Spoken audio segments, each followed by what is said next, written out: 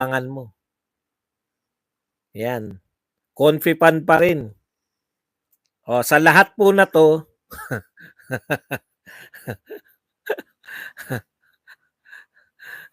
sa lahat po na ito, yari. Tama. Sasabihin na kung peke yun eh. Kung may nakapirma at may blanco, yari kayo. Sikat ngayon si Kim Bulok at Quezon de Bola. Bago script nyo. May pirmahan na ngayon. Siguro binanatan sila ni Bersamin, no? Huwag nyo nga kami madamay-damay dyan sa kalokohan nyo. Sir Bads, kung bibigyan ka ng sabpina ng Kongreso na umatin sa hearing, willing ka umatin? Alam nyo po, pag kayo po ay binigyan ng sabpina, kinakailangan nyo pong umatin kasi bibigyan kayo ng warrant of arrest. Lahat po ng bibigyan ng sabpina, sabpina nga yun eh. Hindi naman ako Vice President ng Pilipinas. Pero pwede rin nila sabihin peke ang dokumento na hawak ni FPRRD pero bakit di nila ginawa? Ay mahirap pong patunayan na peke. Madali lang, alam nyo po, madali lang naman kasi malaman kung peke eh. Di ba? Napadalan din sila. Kaya lang iba na paliwanag, inaalaw nila, yung mga nakapirma, inaalaw nila na may pagbabagong gawin. Yari, sila Gatchalian, Kalya Villanueva.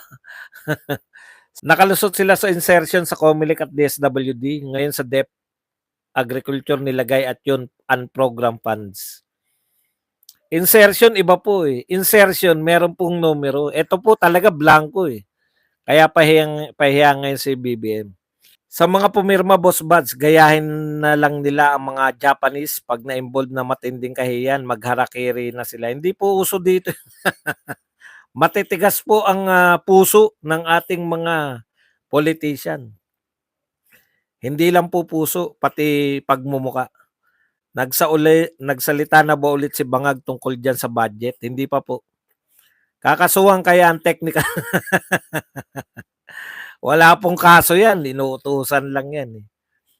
Ang may problema po, ano sabi ni Tatay Digong? Lahat ng pumirma, pwede kayo makulong. Boss Baz, ano na nangyari sa Maharlika ni BBM? Wala po akong balita talaga. Meron ako naririnig kanina na kay Chis Escudero pero hindi ko na tinuloy dahil kinakailangan ko na mag-live eh. Sir Baz, ano na nangyari sa mga Afghan na mag-apply na US visa na narito sa Pinas? Narito pa rin sila sa Pinas, pagkakaalam ko. Kasi hindi nga sila tinanggap pa eh. Sir Badong, tanong ko lang po, naniniwala ka ba na pamilya na makonsentador ang mga tulpo? Sa ganito pong panyanyari, nakita niyo naman walang problema yung tatay. Kayo na po magpasya. Boss, mga pulis na iyakin na nagsampa ng kaso nila BP Sara at Atty. Lopez na dismiss na. Correct. Dismiss na po. Kanina, yan yung binalita natin eh. Wala nanood. Matalino ba si Kiko, Sir Buds? Malamang abogado naman siya. Mga abogado kasi mahilig sa diskusyon yan. Tsaka tandaan nyo, yung tatay ni Sharon, politiko. Kaya talagang kung idol mo tatay mo, di ba? Ganun talaga yun. Di kasama si Senator Robin sa mga pumirma sa BICAM, di ko nakita. Hindi po siya member ng BICAM.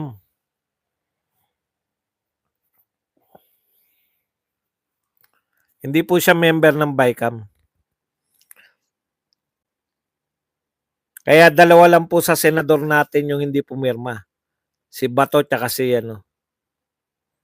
Sir Badong, ano po yung masabi mo dyan sa January 31 rally sa EDSA Shrine? O yan po, ginagamit po nila tong BICAM para manawagan. Kayo matitino. Ang issue nila BICAM para makapang-akit sila ng mga rallyista, mga sasama sa rally. Ang mga problema ng vice cam. Tapos, ang panawagan nila, impeach BP Sara. Di ba? Ang layo, di ba? May kinalaman ba sa vice cam si VP Sara? Wala. Hindi nga siya pipirma dun eh. Wala siyang pirma dun. Issue mo vice cam, tutulan natin ng vice cam. Impeach natin si VP Sara. Putya. Ang tanong, nag-sorry kaya yung anak sa kanya? Nag-sorry yata eh. Boss Buds, kailan kayo papatawag sa HOR? Hindi ko po alam. Siyempre, alam niyo naman, may mga as usual suspect yan eh. Yung mga laging pinatatawa, sila na po yun. Tayo naman mga, ilan lang ba nanonood sa atin? 1.7. Siyempre, mga marami nanonood. Kailan kayo? Ang BICAM open ng conference yan? Ginagawa yan sa plenary? Bakit sa hotel nagkapirmahan? Hindi talaga. Yung BICAM talaga, hindi talaga ginagawa yan sa boat houses. Sa iba po ginagawa yan. Kaya nga, walang camera, walang transparency. Doon po nagaganap yung pagsasapinal ng budget. Nag-resign nga si BP Sara sa DepEd dahil bilyon-bilyon ang in-insert. Si BP na nga muntik maputulan ng ulo tapos may gana pa silang magkaso. Seryoso? Seryoso po. Dapat impeach BBM. Closed door ang BICAM. Correct. Bakit siya closed door? Hindi pa patawag si Boss Buds, nandun si Senator Marcoleta. Magagalit yun pag pinakontempt si Boss Buds.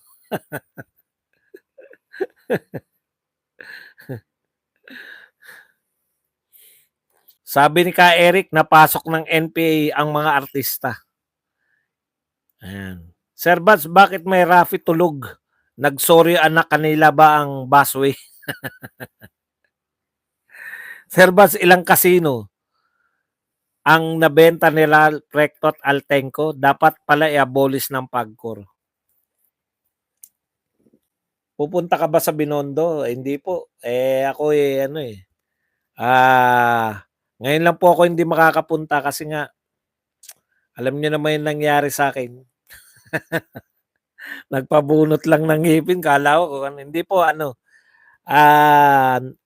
nag-aano muna ako ng health ko ngayon. Exercise tayo, dito tayo nakakapaglakad. Malayo muna tayo sa usok ng Maynila. Tahimik si BBM Matamba sa issue ng vice cam, bakit kaya? Nagsalita na nga si BBM di ba? Sinungaling daw si Duterte. Ngayon, napapatunayan natin, no? Kung sino ang tunay na nagsisinungaling. Kung ayaw nila maakusahan na fake news, wag sila pumasok sa politika. May naka-umbrella sa mga artista, kaya karamihan daw ng artista mga pinklawan at dilawan. Wala po akong pakailan. Kahit po lahat sila dilawan, wala kaming pakailan. Hindi na mga artista eh. Boss Bats, buhay pa ba yung nag-attempt kay BP Sara na gilitan? Grabe naman to sa Impunatics.